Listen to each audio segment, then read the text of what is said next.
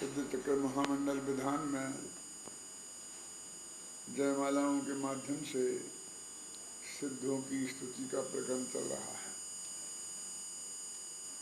जिसे हम जयमाला बोलते हैं ना, जयमाला का अर्थ ही होता है कि जिनकी पूजन हमने की है उनके गुणों का स्तमन हम करें। छंदों में तो हमको ज़्यादा अवसर मिलता नहीं है, 2-2 लाइन के छंद होते हैं, 4 लाइन के भी हों तो कुछ बातें जलचंदन की महिमा में निकल जाती हैं, तो ज़्यादा बात कहने का अवसर नहीं मिलता है। लेकिन जयमाला के माध्यम से हम उस चीज़ को प्रस्तुत करते हैं। और पहले जो हमारी देवशास्त्र गुरु की पूजन चलती थी उसमें भी देवशास्त्र गुरु के स्वरूप का ही वर्णन था जयमाला में। फिर जब युगल जी साहब ने पूजन बनाई तो उसमें उसके साथ में 12 भावनाएं भी उसमें रखी, और 12 भावनाएं रखने से देवशास्त्र गुरु का स्वरूप गौण हो गया और उसके वर्णन करने के लिए उतना अवकाश नहीं रहा, इसलिए वो स्पष्ट नहीं हो पाया। तो उसके 1 साल बाद ही जब मैंने पूजन लिखी देवशास्त्र गुरु की तो उसमें देवशास्त्र गुरु का स्वरूप स्पष्ट किया। यही उद्देश्य था कि इसमें जयमाला में देवशास्त्र गुरु का स्वरूप स्पष्ट हो जाना चाहिए। वो तो लंबी बात तो मैं नहीं करूँगा, लेकिन एक पंक्ति उसमें आती है, चलते फिरते सिद्धों से गुरु चरणों में शीश झुकाते हैं, हम चलें आपके कदमों पर नित्य ही भावना। उसकी छाया आपने अभी जयमाला जो अभी आपने 500 अर्घ चढ़ाए उसमें देखी। उस वक्त मेरे से प्रश्न किया गया था कि आप साधुओं को सिद्धों के समान कह रहे हैं, ये बात तो ठीक नहीं है। तो मैंने यही दिया था कि सिद्धचक्र विधान की 7वें दिन के जो अंतिम 100 अर्घ हैं उन अर्घों में साधु के लिए ये बात आती है, साधु सम सिद्ध अकंप विराजें। अभी आपने पढ़ा होगा ना, साधु सम सिद्ध अकंप विराजें, कि हमारे सिद्ध भगवान कैसे हैं कि साधुओं के समान हैं, अथवा सिद्ध साधु कैसे हैं जो सिद्धों के समान हैं। साधु सम सिद्ध। तो मैंने कहा साधुओं के लिए सिद्धों की उपमा कई बार संतराज ने 250 वर्ष पहले दी थी। आप जरा सोचो कि जो व्यक्ति साधुओं को सिद्धों की पंक्ति में रखकर देखता हो, पंक्ति में तो है ही ना नमोकार मंत्र में, लेकिन उन्हीं के रूप में ही देखता हो, उनके हृदय में साधुओं के प्रति कैसी भक्ति होगी। इसलिए मुझे ये बात वहाँ पसंद आई और मैंने देवशास्त्र गुरु की पूजन में वो बात रखी। एक चीज और आप अभी पढ़ रहे थे जिसमें ये भाव था, साधत निज आत्म सदा ज्ञान ध्यान लवली। क्या था कि साधु कौन हैं जो निरंतर आत्मा की साधना करते हैं। क्या थी वो पंक्ति, है किसी को याद है? क्या? हाँ, साधु भये शिव साधन हारे अघ मारे। साधु किन्हें कहते हैं? जो मोक्ष की साधना में 24 घंटे लगे रहे, जगत के उपकार में नहीं, जगत के प्रपंचों में तो रहना ही नहीं चाहिए। साधु भये शिव साधन हारे। शिव माने मुक्ति की साधना करने वाले साधु हैं, इसलिए सिद्ध भगवान की पूजन करने के साथ हम उनकी भी पूजा करते हैं, क्योंकि वे आज के सिद्ध भगवान आज के सिद्ध हैं और वे कल के सिद्ध हैं।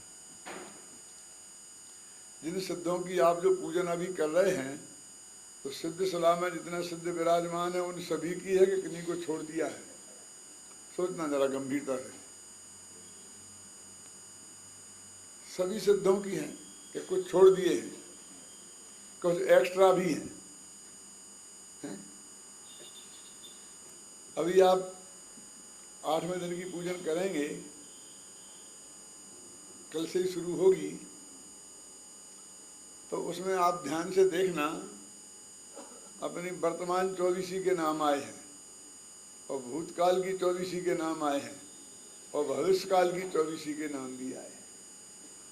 माने महापद में जो तीर्थंकर अभी पहले नरक में है, राजा शरणक्य जीव, वो भी भविष्य में होने वाले सिद्ध हैं और उनकी भी आप पूजन कर रहे हैं। ये आएगा उसमें। माने अकेले वो ही नहीं है नरक में, न मालूम भविष्य के तो अनंत सिद्ध है ना, भविष्य में होने वाले, जिनमें हमारा और आपका भी नंबर है। होगा नहीं, है। माने आप अपनी भी पूजन कर रहे हैं, अकेले किसी दूसरे की ही नहीं कर रहे हैं, क्योंकि त्रिकालवर्ती सिद्धों की पूजन है ना। तो अभी जो हैं, तो भविष्य वाले तो अभी वहाँ सिद्ध सलाह में मौजूद नहीं है। जितने आज तक सिद्ध हुए हैं अभी उससे अनंत गुण सिद्ध और होने वाले हैं, तो उतने की ही नहीं, जितने हैं उनसे अनंत गुणों सिद्धों की पूजन हम अभी यहाँ कर रहे हैं। अब ये जयमाला है, कल से ही अपनी चर्चा चल रही थी कि आप में गुण तो बहुत हैं कि क्या गिनती करें, लेकिन हम तो अपनी भक्ति के बस अपनी श्रद्धा से जो कुछ बनता है वो कह रहे हैं। शिव गुण श्रद्धा धारे उरे भक्ति भाव है सार,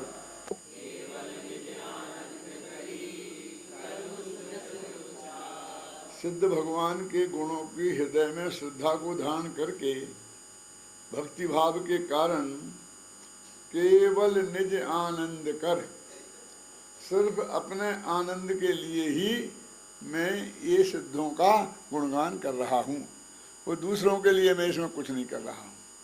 ठीक है, तुम्हें जब जाए तो ठीक है, नहीं जब जाए तो नहीं करना। हम तुम्हारे लिए, तुम गांव-गांव में सच्चर विधान करो, इसके लिए हमने सच्चर विधान बनाया है, ऐसा नहीं है। रामायण में तुलसीदास जी ने भी शुरू में ये लिखा है कि तुम ये रामायण क्यों लिख रहे हो, तो उसमें लिखा है स्वांता सुखाय तुलसी रघुनाथ गाथा। ये तुलसी रघुनाथ की जो गाथा लिख रहा है वो स्वांता सुखाय, अपने अंदर के अपने सुख के लिए लिख रहा है। मुझे आनंद आ रहा है इसलिए मैं लिख रहा हूँ। जो असली साहित्यकार होते हैं वो साहित्य लिखने में, पढ़ने में, बोलने में उन्हें खुद आनंद आता है। वे भाव से विभोर हो जाते हैं, वे अपने आनंद के लिए सब कुछ करते हैं। जगत का कल्याण हो जाए तो बहुत बढ़िया और ना हो तो ठीक। पूज्य गुरुदेव श्री कांजी स्वामी जब प्रवचन करते थे तो एकदम उसमें मस्त हो जाते थे, आनंदित हो जाते थे।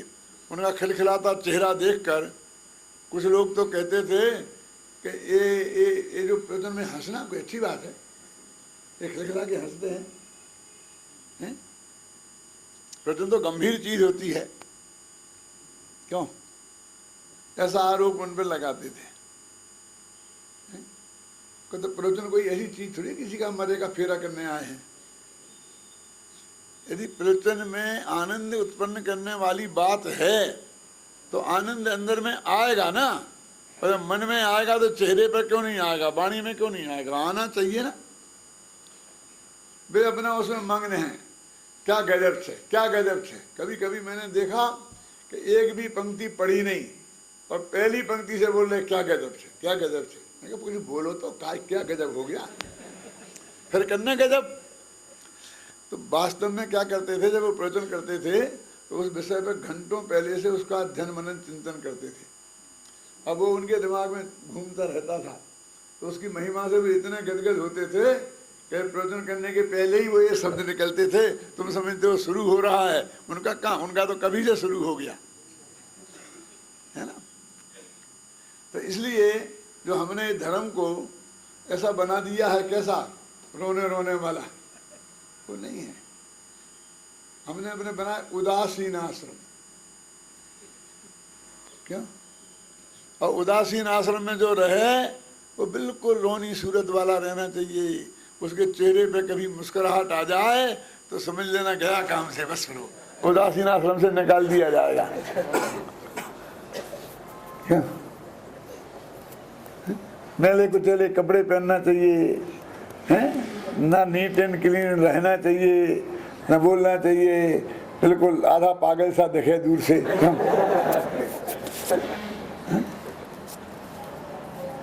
ऐसा? अरे उदासीन का भी अर्थ नहीं समझते हो तुम सही। बनारसीदास ने लिखा है, सुख की सहेली है अकेली उदासीनता। अकेली उदासीनता ही सुख की सहेली है। यदि उदासीनता आएगी तो अंदर में सुख होगा कि नहीं? और सुख होगा, वो आनंद होगा, तो आनंद चेहरे पे आना चाहिए कि नहीं आना चाहिए? तो रोने का क्या काम है? उदासीन का मतलब होता है कि जगत से उठकर आत्मा में आसीन हो। आसीन है ना, आसीन माने बैठना। कहाँ बैठ जाए, कहाँ जमना, कहाँ रमना, और उठकर रमना। कहाँ से उठना? कि आज तक हम जगत में जम रहे हैं, रम रहे हैं, वहां से उठकर अपने आत्मा में जमना रमना, उसका नाम है उदासीनता। ख्याल में ये प्रफुल्ल है, अंदर प्रसन्नता का चित्त का काम है। धर्म में देखो, जिसे अभी मजा नहीं आ रहा, आनंद नहीं आ रहा, उसे मोक्ष में जाए क्या आनंद आएगा? तो वो कहते हैं, मैं ही भगवान आपके गुणों का अनुवाद अपने केवल निज आनंद, आनंद लिखा ना कि मुझे आनंद आएगा, केवल निज आनंद कर, केवल ओनली, तुम्हारे लिए कुछ नहीं है। नहीं जैसे कहते साहब इसमें बहुत गलती है, मैं सुधार देता हूँ। हमने अपने लिए बनाई, गलतियां रहने दे, तू अपनी अलग बना लेना, कौन रोकता है तेरे को? तू इतना बुद्धिमान है, इतना समझदार है कि हमारे से अच्छी गलतियां सुधार सकता है, अपनी बना ले अलग। तो साहब मैं बना नहीं सकता, मैं तो सिर्फ दूसरों की गलतियां निकाल सकता। मास्टर किसे कहते हैं जानते आप? जो जिंदगी भर दूसरों की गलतियां निकालते रहे। क्या? उनके हाथ में एक लाल पेंसिल होती है, और जब वे बच्चों की कापियां जांचते हैं तो वो बिल्कुल चुपचाप रहती है, और जहां गलती दिखी वहां डंक जैसा मार, बिच्छू जैसा डंक मार देते हैं। क्यों? वो दूसरों की गलतियां निकालते हैं, जिनकी गलतियां निकालते हैं वे अगली साल अगली क्लास में चले जाते हैं, और वे उसी क्लास में रहते हैं। वे 10-10 साल में एक क्लास नहीं बढ़ते हैं, कभी कभी सारी जिंदगी उसी क्लास को पढ़ाते पढ़ाते निकल जाती है, और सैकड़ों विद्यार्थी आगे बढ़ जाते हैं। अपनी गलती निकालो तो आगे बढ़ोगे, दूसरों की गलतियां क्या निकालना।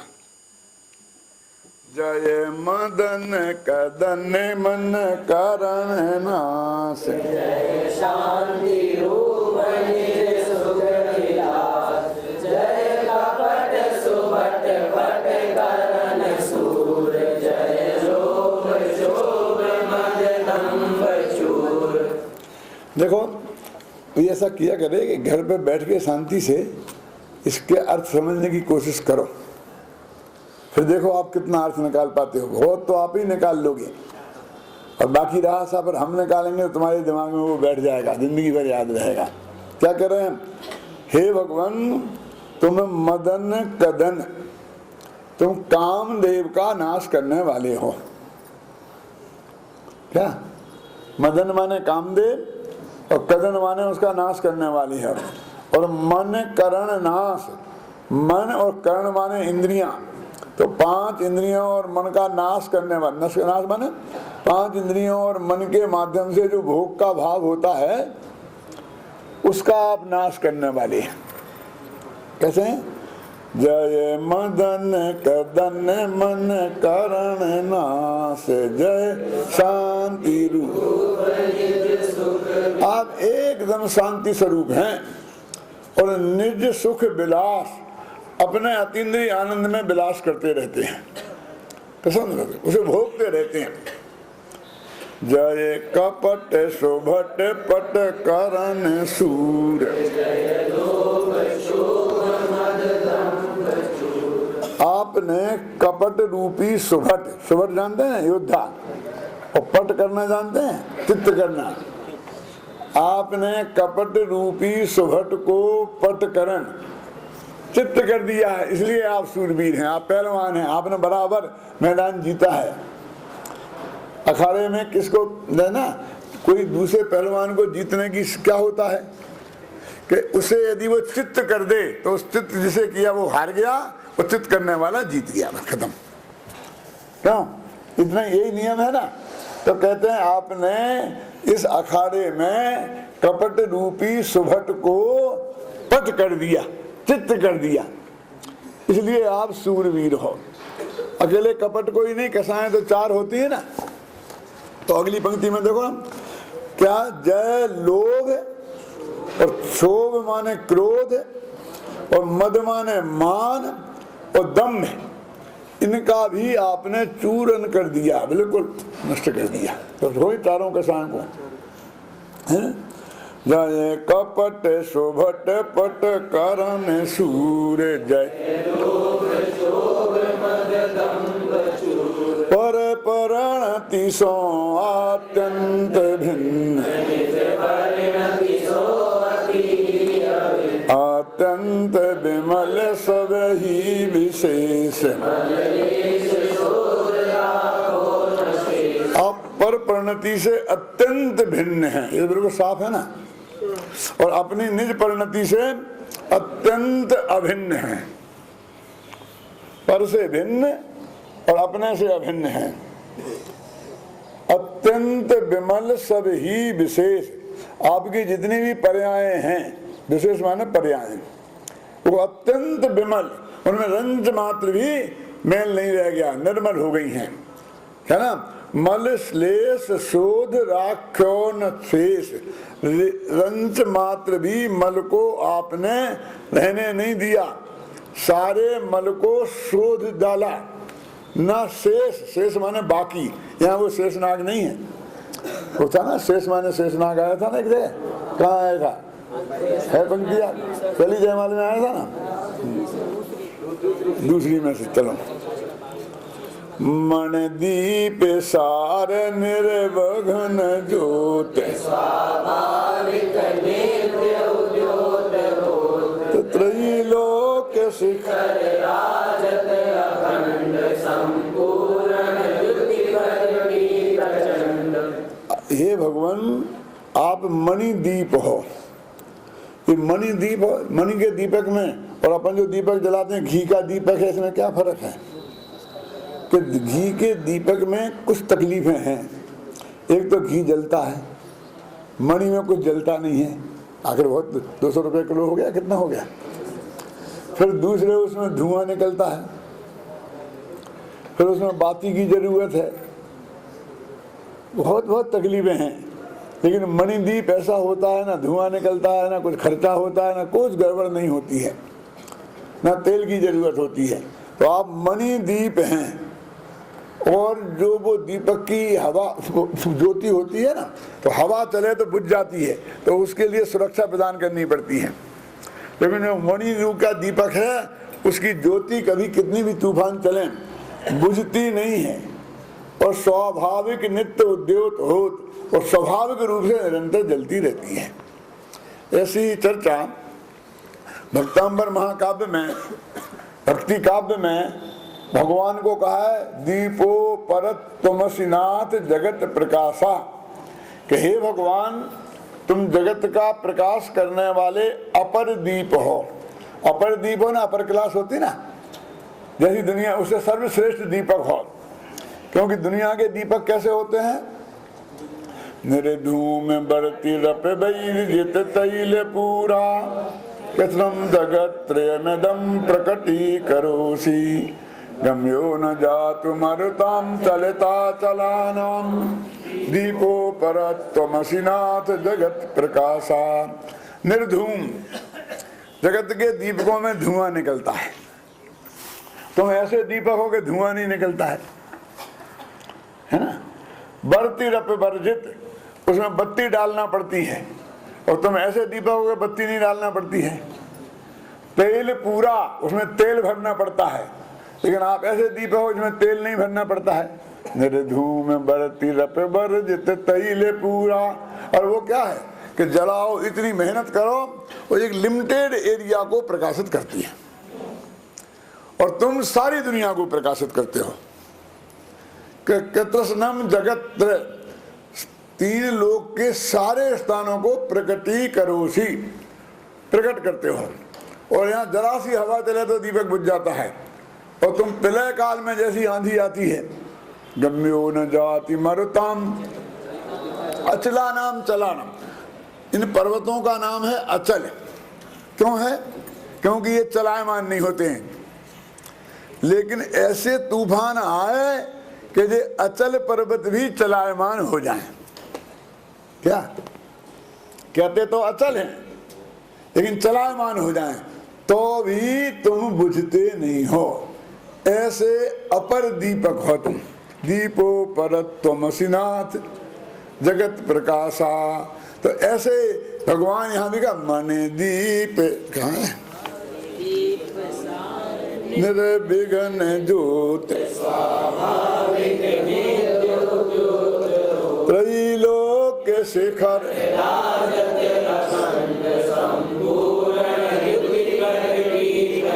अब दीपक कहाँ कहाँ उजाला करता है? तो अब जिस कमरे में उजाला होती है उस कमरे में दीपक करता है, उजाला क्या नहीं करता। और कुछ लोग भी अजीब होते हैं ना, समझे ना, तो कमरे के दरवाजे पे दीपक रख देते हैं, तो वो कमरे में भी करता है और आंगन में भी करता है। आंगन तो समझते हैं ना, आजकल तो आंगन मांगन खत्म ही हो गए ना, हैं? बोलते हैं उसे, बोलते हैं देहरी का दीपक। देहरी माने दिल्ली का नहीं, देहली का दीपक। देहली का दीपक का मतलब घर की देहरी पर रख दिया तो कमरे में भी उजेला और आंगन में भी उजेला। तो अभी हमको चाहिए, आजकल कुछ लोग या लोग होते हैं ना, लेटरिन और बाथरूम में थोड़ा सा जगह खाली करके वो एक लट्टू लगा देते हैं, उससे लेटरिन में भी उजेला और बाथरूम में भी। क्यों? 2 नहीं लगाना पड़ेंगे। और तो अब जितना बड़ा हम बहुत तेज लट्टू लगाते हैं तो उतना ऊपर लगाते हैं ना, ये सारा जगत इसमें प्रकाशित हो जाए। तो भगवान तुम इतना महान दीपक हो कि त्रिलोक शिखर राजत, तुम्हें 3 लोक के ऊपर सिद्धसला में बैठे ना जाकर के, तो वो दीपक वहां क्यों रखे? तुम जाके बैठे, यहाँ कोने में क्यों नहीं बैठे? त्रैलोक शिखर राजत, तो ऐसे तुम दीपक हो तो 3 लोक के शिखर पर जाके तुमको रखा, तो तीनों लोकों में उजाला करोगे। त्रैलोक शिखर राजत अखंड, अखंड दीपक के बुझा नहीं कभी। क्यों? जलाते ना अखंड दीपक, तो ऐसे अखंडों के अनंत काल तक जलते रहोगे, फिर कभी बुझाने का नंबर नहीं आएगा। त्रैलोक शिखर राजत,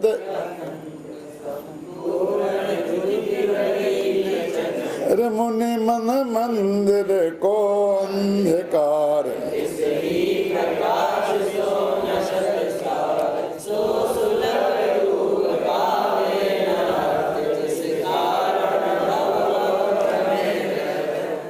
जितने दीपक हो कितने ही बड़े बड़े बन गए ना आजकल। रात में खेलते हैं तो ऊपर कितनी बड़ी बड़ी लाइटें लगा देते हैं और वो गेंद आती हुई दिखती है कि नहीं, इतनी तेज लाइट कर देते हैं, तो उतने ऊपर लगाई। तो लेकिन ऐसा दीपक बताओ मुझे कोई आज तक कि जिस तुम्हारे हृदय में जो अज्ञान अंधकार है उसका उजेला कर देता हो, उस अंधकार को नष्ट कर देता हो, ऐसा दीपक कोई है ना? सूरज की ये विशेषता है कि जहां उसकी किरण जाती है वहां तो वो उजेला करता ही है, अंधकार का नाश करता ही है। लेकिन जहां किरण नहीं जाती है वहां भी करता है। यहाँ का भी उजेला नष्ट किया ना अंधकार, यहाँ तो किरण नहीं आई ना। और तलघर में चले जाओ तो वहां का भी, यानी तलघर में हम गए और हमें मालूम पड़ता है कि दिन है कि रात, इसका मतलब सूरज की किरण वहां पहुंची है, सूरज का उजेला वहां पहुंचा है ना। लेकिन वो सूरज किसी के मन में अंधकार हो तो उसका नाश नहीं कर सकता है।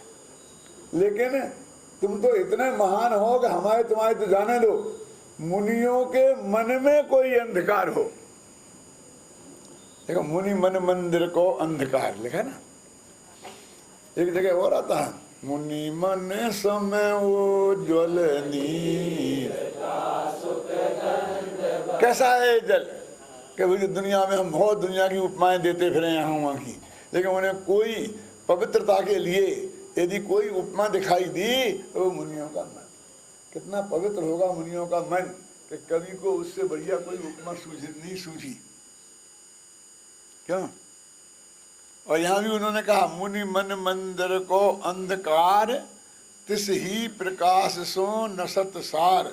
माने वे तुम्हारा स्मरण करते हैं तो मैं कौन हूँ ये उनकी समझ में नहीं आता हो, तो तुम्हारा स्मरण करने से मम स्वरूप है सिद्ध समान ऐसा उनके ख्याल में आ जाता है, तो उनके मन में आने वाला अंधकार नष्ट हो जाता है ना। और जो लोग इसको सहज भाव से प्राप्त नहीं कर पाते हैं तब वे अनंत काल तक इस संसार में घूमते रहते हैं, है ना। जो सो सुलभ रूप पावे न अर्थ तिस कारण भव भव भ्रमे अर्थ। जो अल्प काल में होत सिद्ध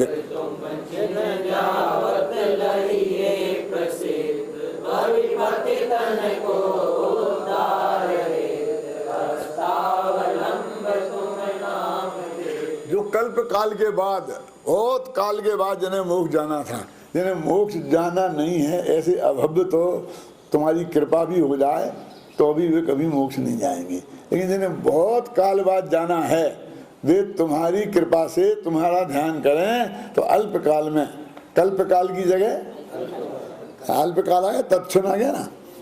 तुम्हें छिन्न ध्यावत, छिन्न भर को ध्यान करें तो वे मोक्ष में चले जाते हैं। ये सब व्यवहारिक कथन है। और तो एक एक जीव का एक एक समय नक्की है। एक समय पहले कोई जा नहीं सकता और एक समय बाद को कोई रुक नहीं सकता है। लेकिन जब भक्ति करते हैं ना तो जो उसमें गुण होते हैं उनको भी बताते हैं और जो गुण नहीं होते हैं उनको भी बताते हैं। इसीलिए भक्ति को अंधी कहते हैं। क्या वो जो बुद्धि है, वो ज्ञान है, वो स्वीकार नहीं करेगा। कैसे बताया? कुछ नहीं, एक समय पहले कुछ नहीं हो सकता। क्यों? तो उसी व्यवहार को समझ लेना। ये भविपति तन को उद्धार हेत, ये भव्य जीवों का भव्य जो है पतित हैं। दो तरह के भव्य, एक तो भव्य और पतित, गिरे हुए भव्य हैं। जो हैं तो मोक्ष जाने लायक लेकिन अभी पतित हैं। अपन बोलते हैं ना, प्रभु पतित पावन में, क्या बोलते हैं? ध्यान से सुना, प्रभु पतित पावन में। क्या बोले? कि प्रभु तो पतित है और मैं पावन हूँ। बोले बोले देखो, पढ़ो से, प्रभु पतित पावन में। तो क्या है? प्रभु पतित पावन है, पतितों को पवित्र करने वाले हैं और मैं अपावन हूँ, तो मेरे को वे पवित्र कर देंगे। तो यहाँ कहते हैं ना, हाँ कहाँ पढ़ रहे थे? भव्य पतितन को उद्धार हेत, तुम्हारा जो नाम है वो हस्ताविलंब, हाथ की लाठी है। हाथ की लाठी का मतलब क्या है? कि ये जो बुजुर्ग लोग होते हैं वे हाथ में लाठी ले लेते हैं। हाथ की लाठी चलने में, खड़े होने में किसको सहारा देती है? जिसके पैर हों, समझे ना, और कमजोर हों। और जिनके पैर ही ना हो और उनमें कोई दम ही नहीं हो, जीरो हो गई हो, उन्हें लाठी काम नहीं आती। फिर बंदूक किसकी रक्षा करती है? जो मजबूत हो, मजबूत हो। और कमजोर आदमी बंदूक लेगा तो सामने वाला छीन के उसको ही खत्म कर देगा। समझे ना? तो भव्य जीव जो हैं उनके हाथ की लाठी है वो, है ना, सिद्ध भगवान। तुम गुण सुमरन सा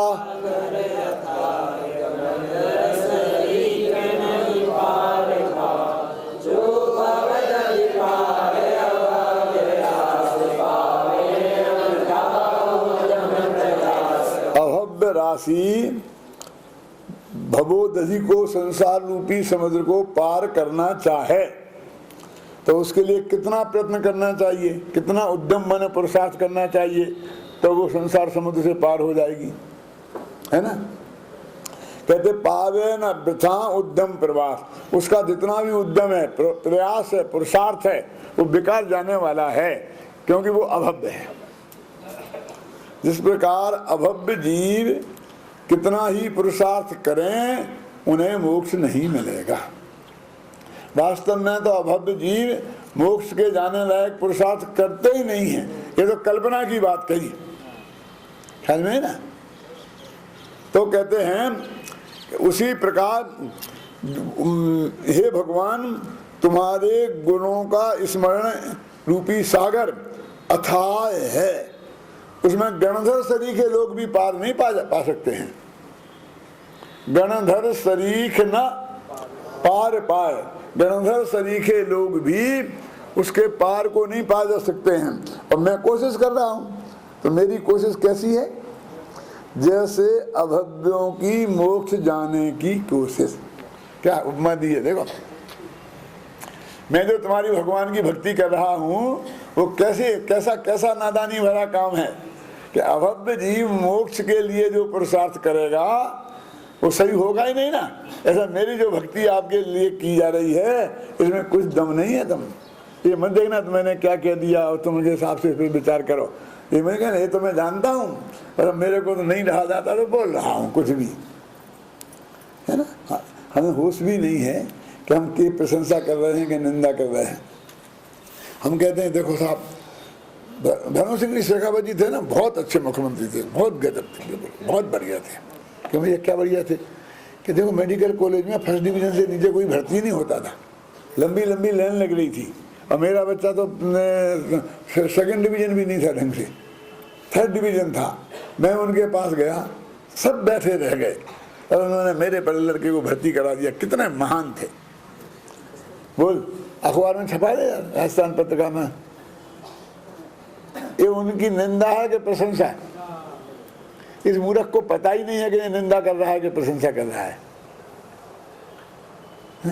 अरे उन्होंने अच्छे अच्छे योग्य लड़कों की जगह नहीं करके और पक्षपात करके अयोग्य लड़के को भर्ती करा दिया। ये प्रशंसा योग्य बात है कि निंदा योग्य बात है? हमारा तुम्हारे हिसाब से दुनिया में अच्छा काम नहीं होता है। प्रशंसा तो वो होती कि साहब मैंने इतनी कोशिश की, सब बताया, इतने रुपया रखे उनके सामने, सिफारिशें लेके गया, लेकिन वो तस से मस नहीं हुए, ये होती प्रशंसा। तो क्यों साहब, इससे क्या लेना देना? भगवान तुमने ये कर दिया, तुमने ये कर दिया, ये कर दिया, ये सफेद झूठ क्यों बोलते हो भगवान के सामने? भगवान कहते मैं तो कुछ किया ही नहीं। ये नहीं हो कि भगवान कुछ करते ही नहीं है। क्यों हम ठोके जा रहे?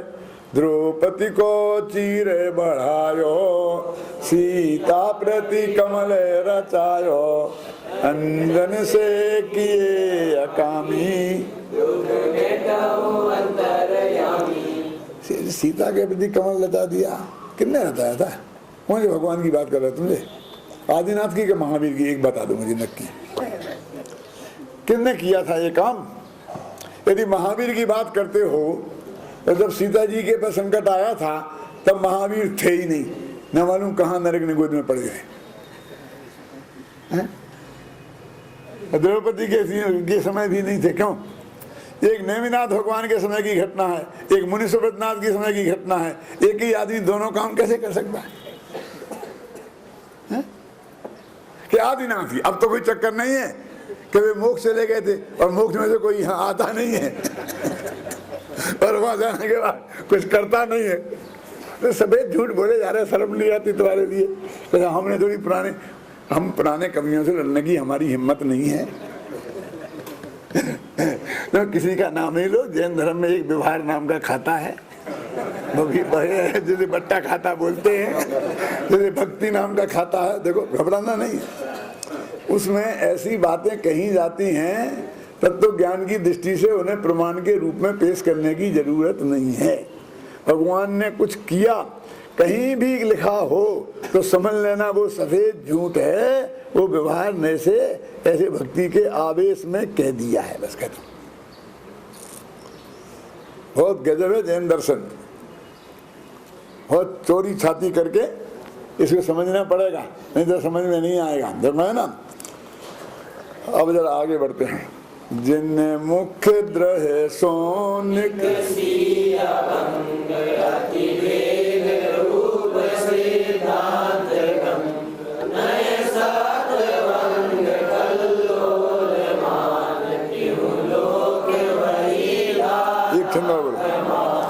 एक छंद और बोलो, यहाँ बात खत्म नहीं हुई।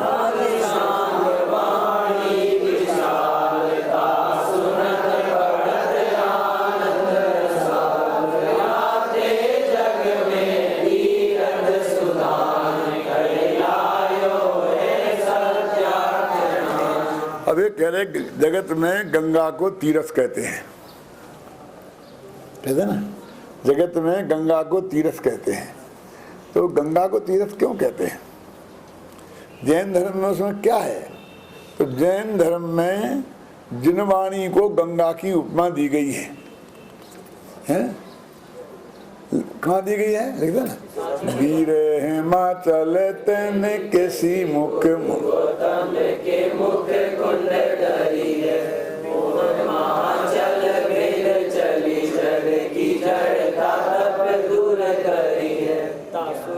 हाँ बोलो बोलो।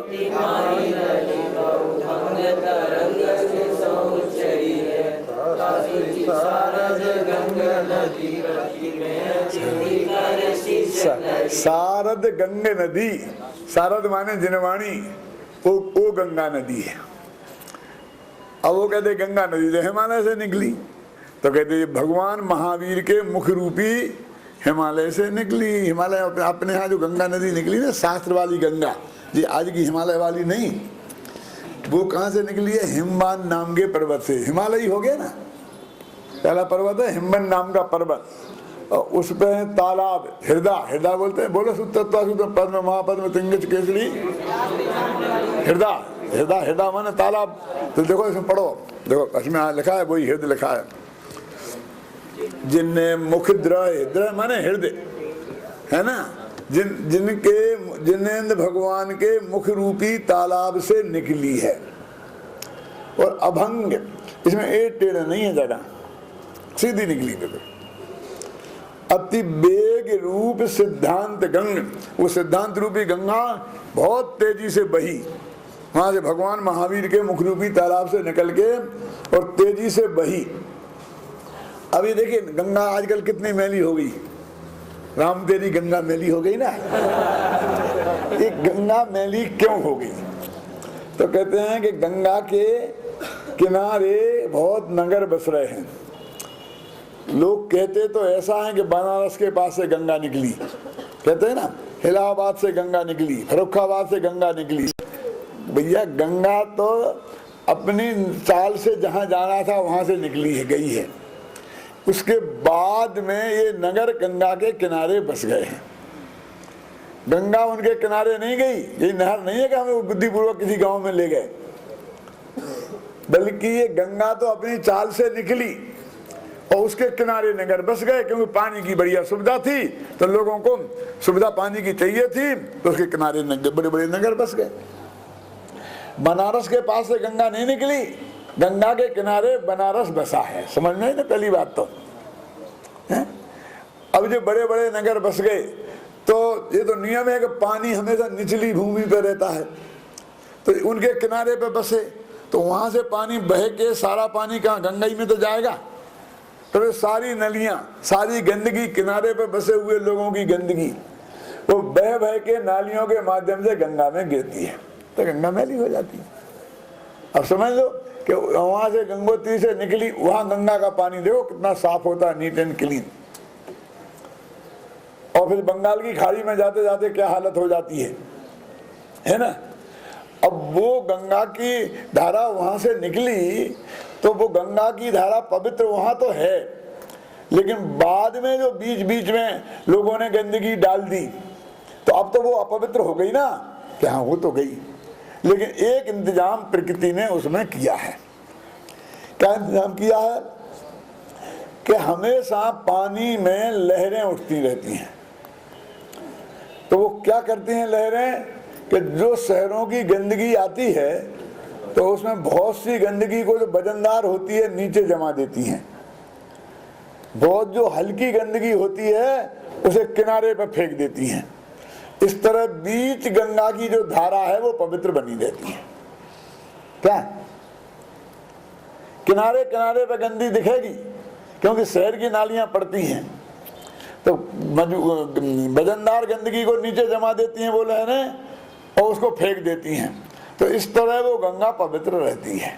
तो भगवान महावीर की वाणी रूपी गंगा 2500 वर्ष पहले निकली थी और गौतम मुख के कुंड से निकलती अब यहाँ बीच में बहुत रागी देसी जीवों के बीच में से पास हुई। उसके किनारे बसते हैं ना रागी देसी जीव, और उन्होंने उल्टी सीधी गप्पें अपने नाम लिखकर महावीर के नाम पर छोड़ दी। महावीर ने ऐसा कहा था। मैं पंडित टोडामल पर रिसर्च कर रहा था तो मैं उदयपुर गया, तो उदयपुर में एक किताब मिली मुझे, बहुत पुरानी छपी थी कि एकदम जर्जर थी। उसका नाम था मिथ्यात्व खंडन। और मिथ्यात्व खंडन नामक किताब में मैंने पढ़ा तो वो यहीं से शुरू होती हैं सब किताबें कि एक जम्बू दीप दीपन में सार, भरत क्षेत्रता में सुखकार, एक समय बेपोला चल तीर, समूह शरण आयो महावीर। फिर राजा शरण गए और उन्होंने पूछा महाराज आज तो मुझे धन्य कुमार की कहानी सुननी है। और महाराज ने सुनानी शुरू कर दी। हर जगह हर कहानियों में ऐसा लिखा होगा। उसमें क्या लिखा था कि राजा शरणिक ने पूछा कि इस पंचम काल में इतने बरस बाद मिथ्यात्व का प्रचार कौन करेगा।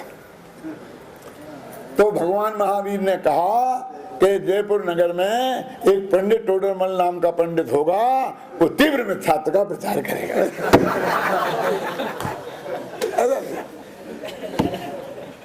जो कुछ भी अपन को ठोकना हो ठोको, और एक कह दो कि राजा सैनिक ने पूछा था और भगवान महावीर ने कहा था। और देखिए वो कहानी किससे, जो हर कहानी यहाँ से शुरू होती है, जहाँ से भट्टारकों ने हजारों कहानियां लिखी, तो पढ़ा है पूरा कथा साहित्य, समझे ना। तो उसमें इस सब में इसी स्टाइल से सब बातें हैं। अब वे तो हो गई शास्त्र, क्योंकि भगवान महावीर ने कही थी, और तत्वा सूत्र में कहीं नहीं लिखा, बस संबंध संज्ञान चात्राणी से शुरू हो गया। समय सार बंदित्व सिद्ध, तो ये किताबें होके रह गई, ये कुंद कुंद की बन के रह गई, समझ गए ना, ये उमा स्वामी की होके रह गई। हमने 7 तत्व 6 द्रव्य की अपनी बात अपनी तरफ से लिख दी तो हमारी बन के रह गई। तो जो असली शास्त्र थे वो तो किताबें बन के रह गई। फिर हमने क्या किया, रोजीना पाठ करने के लिए गुटके में छपा दिए छोटे छोटे और जेब में रख लें। ये तो गुटका बन के रह गए और बे वो हस्तलिखित और ऐसे वे शास्त्र हो गए। क्यों? तो अब इसमें ऐसा ही हुआ होगा। भगवान महावीर से लेके आज तक कितने गंदे लोगों ने अपनी गंदगी जिनवाणी माता में डाल दी होगी। तो हम आज कैसे माने कि जो तुम कह रहे हो वो भगवान महावीर की बात है और जो बगल पड़ोसी कह रहा है वो बात नहीं है। ये सबसे बढ़िया प्रश्न है सारे विश्व के सामने, इसमें बहुत चर्चा हुई है। तो संत राम जी ने उसका जवाब दिया कि देखो पढ़ते, इसी में पढ़ते हैं। देखो, जिन मुख द्रह सोनिक सी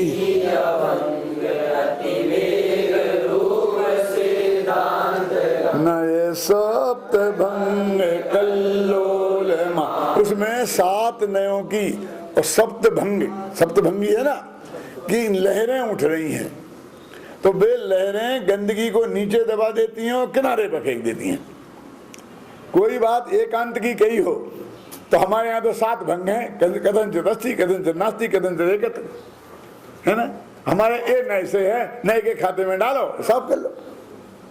शुद्ध बात आए तो निश्चय नए की बात है, असली बात है। यदि गंदगी आ जाए तो व्यवहार नए की बात है। समझ में आ गया नहीं है?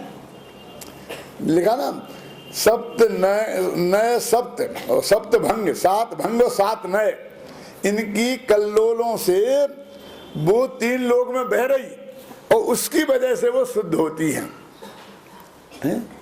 आता ना उसमें लिखा है, इस जयमाल इतनी लंबी है 4 घंटे बोलो तो भी खत्म नहीं हुए। कहाँ लिखा? यदि आबा गंगा विविध नए कल्लोल विमला, ज्यादा लंबाएंगे दिक्कत हो जाएगी। यदि या माने हे भगवान आपकी, जो बाग गंगा माने वाणी रूपी गंगा है, वो कैसी है? विविध नए कल्लोल, अनेक नयों की कल्लोलों से विमला। कैसी है वो? कमला नहीं है, विमला है।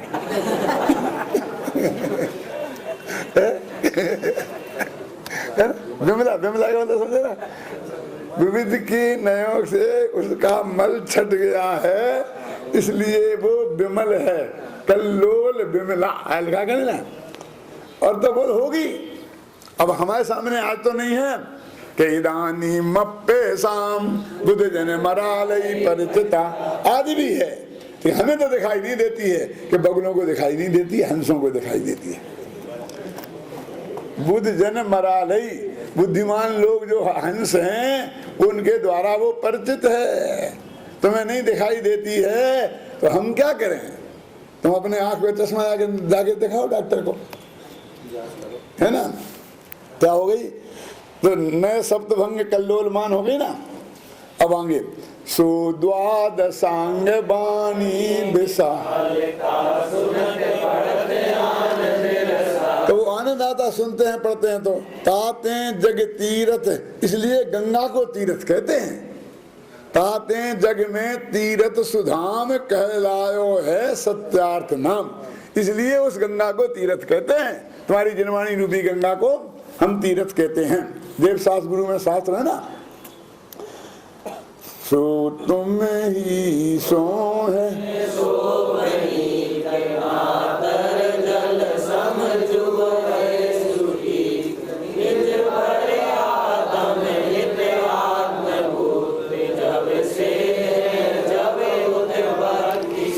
वो जो गंगा है वो तुम्हारी वजह से शोभायमान है। उस जिनवाणी गंगा में सिद्धों का स्वरूप बताया है, भगवान आत्मा का स्वरूप समझाया है, इसलिए शोभा है। और नहीं तो क्या है? गंगा में वो पानी है ना, वो निर्मल है। और नहीं तो सारी दुनिया में पानी की क्या कमी है? समुद्र में भी पानी है। नातर जल सम सु बहे सो ठीक, नातर माने बुंदेलखंडी शब्द है। तुम ऐसा करो, नातर मैं ऐसा करूंगा। नातर तुम क्या करोगे? नातर समझे ना, अन्यथा।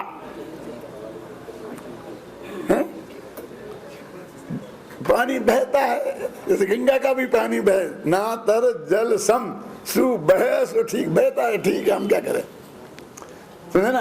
ये वाणी में जैन तत्व ज्ञान हो तो ठीक है, नहीं तो बकते हैं।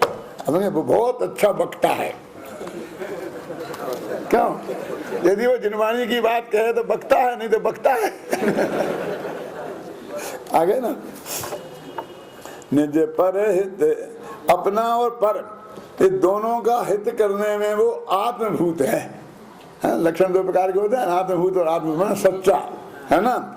जब से है जग उत्पत्ति, जब से वो हुआ है मन, तब से ही वो आत्मा और पर के कल्याण के कारण है। जो महासीत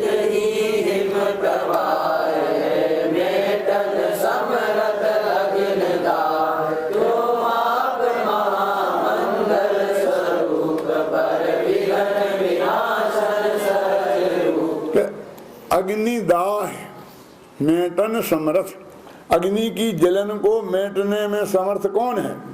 तो जो महान महाशीत, बहुत ठंडा जो पानी का प्रवाह है, माने बर्फ। महाशीत हिम, हिम माने बर्फ भी होता ना, ठंडा जो बर्फ है वो इस जलन को दूर कर सकता है। उसी प्रकार आप स्वयं महामंगल स्वरूप हैं, विघ्न विनाशन, विघ्नों को नष्ट करने वाले हैं और सहज रूप हैं। हे संत दीन तुम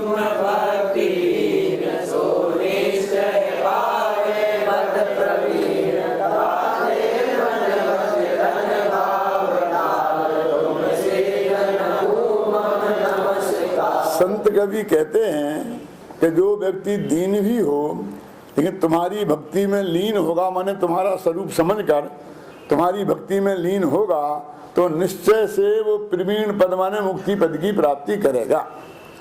इसलिए मैं मन वचन काहे से भावों को धारण करके हे सिद्ध तुम्हें नमस्कार करता हूँ। जो तुम्हें ध्यावे भाव सो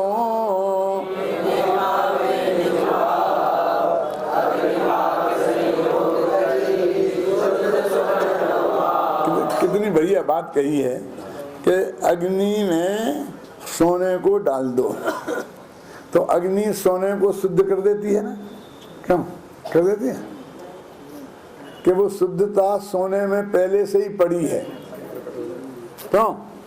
अग्नि के संयोग से सोना जो पहले से ही शुद्ध है वो प्रकट रूप पर्याय में शुद्ध हो जाता है। अग्नि ने उसमें शुद्धता नहीं लाई। यदि वो सोना पहले से शुद्ध नहीं होता तो शुद्ध नहीं होता। तो अग्निपाक संयोग, अग्नि के पकाने के संयोग से शुद्ध स्वर्ण उपाम सोना शुद्ध हो जाता है। उसी प्रकार तुम्हारे को ध्यान से ध्यावें तो मैं अपना भाव जो मेरे अंदर में शुद्धि पड़ी है मैं उसे पा लेता हूँ। तुम्हारा कुछ जाने वाला नहीं है। तुम ये मत समझो कि तुम मेरे को समझा दोगे और मैं यदि सुखी हो जाऊंगा तो तुम्हारा सुख में थोड़ा बहुत छीन लूंगा। वो तुम्हारा पूरा सुख तुम्हारे पास रहेगा। वो जो मेरे को सुख मिलेगा वो मेरे अंदर जो सुख का कंद आत्मा है वो उसमें से मिलने वाला है। ऐसा लोक में होता है ना, बहुत पंडित लोग आपको बेवकूफ बनाते हैं। घबराना नहीं, क्या कहता हूं मैं, आप हमारी संस्था को दान दोगे तो आपकी दिन दूनी रात चौगनी बढ़ेगी। अब मेरी समझ में नहीं आता, मैं मूर्ख पंडित हूं ना। आपने 1 लाख रुपया हमें दिए तो आप बढ़ेंगे कैसे? 1 लाख घटेंगे आपकी रॉकेट में से। मेरी समझ में तो ये आता है। घबराना नहीं। ऐसी बात कहने वाला एक ही पंडित मिलेगा है दुनिया में। तुम दो चाहे मत दो, कभी तुम्हारे सामने हाथ खोल के आएगा नहीं है। यदि आएगा तो ये नहीं कह सकेगा फिर। तो घटते हैं, बढ़ते कहाँ हैं? बुद्धू बनाते हैं। नहीं वो साहब पुण्य बंधेगा, फिर वो उदय में आएगा। अब उसमें कितने कितने चक्कर हैं। यदि तेरे को उसमें अभिमान नहीं होगा, तूने बहुत पवित्र भाव से दिया होगा तो बंधेगा कि नहीं बंधेगा कोई ठिकाना नहीं। फिर कब उदय में आएगा और कब मिलेगा? क्यों? अगले भव में, दूसरे भव में, अगले भव में मोक्ष चला गया तो क्या मिलेगा? और नरक में चला गया तो कहाँ मिलेगा? वो सारा पुण्य पाप रूप संक्रमित हो जाता है नरक में, चला जाता है ना, बीच वाला। ऐसी कहोगे तो कौन देगा? नहीं देगा तो नहीं देगा, सत्य नहीं बताएंगे जिनवाणी में जो बात है। क्यों? तो वो कहते हैं देगा, अरे इतना मिलेगा इतना।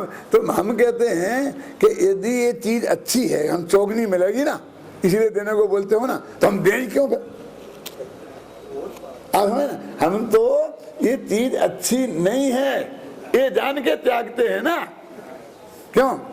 तो हमें चौगनी मिले तो हम तो फिर चौगनी, इससे तो अच्छा है देवे ही नहीं। क्यों? इतने से ही हम नहीं निपट पा रहे। देखो क्या कहते हैं, देखो यहाँ एक कानी कलूटी पत्नी का त्याग कर दोगे, ब्रह्मचर्य ले लोगे तो देव जाके होगे तो कम से कम 32 देवांगनाएं तो गारंटी से मिलेगी।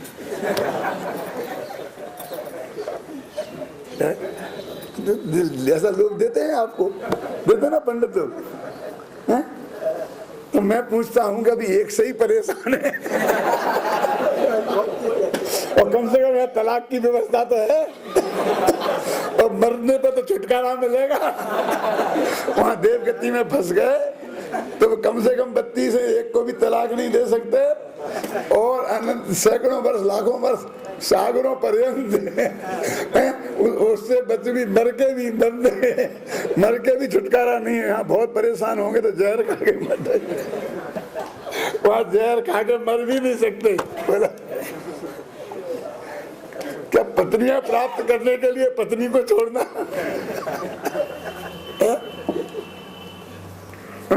देखिए तो भाई ऐसा नहीं है। वस्तु का स्वरूप तो जो है सो है, धोखे में रखने से। जो तुम्हें ध्यावे भाव सो ते भावे निज भाव, अग्नि पाक संयोगी कर स्वर्ण सुवर्ण। सोने को अग्नि कुछ नहीं देती है, वो तो सोने में ही शुद्धता है, वो प्रकट हो जाती है। ख्याल में आई ना? यदि उसने जलाया है अग्नि में तो सोने को नहीं जलाया है, विकार को जलाया है। ऐसे ये भगवान तुम भी हमें कुछ देने वाले नहीं हो, हमें जो आनंद सुख आएगा वो हम में से प्रकट होने वाला है। जैसे अग्नि निमित्त है ऐसे आप तो निमित्त मात्र हो।